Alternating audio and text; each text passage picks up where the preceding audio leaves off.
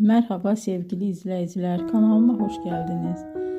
Bugün sizlere Hande Erçel'in kariyerinin yükseliş dönemine kısa bir yolculuk yapacağız. Hande Erçel televizyon dünyasına adım attığında henüz çok gençti. İlk rollerinden sonra asıl büyük çıkışını romantik komedi dizisi Aşk Laftan Anlamaz ile yaptı.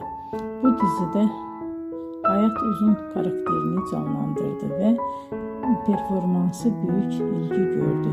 Dizi yalnızca Türkiye'de değil, dünyanın birçok ülkesinde yayımlandı ve milyonlarca kişi tarafından izlendi.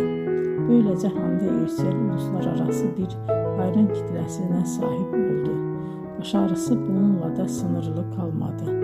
Daha sonra farklı projelerde yer alarak oyunculuk yeteneğini, farklı yönlerini göstermeye devam etti.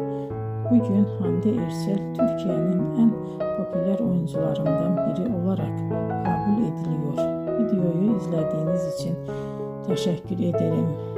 Bir sonraki hikayede tekrar görüşmek üzere.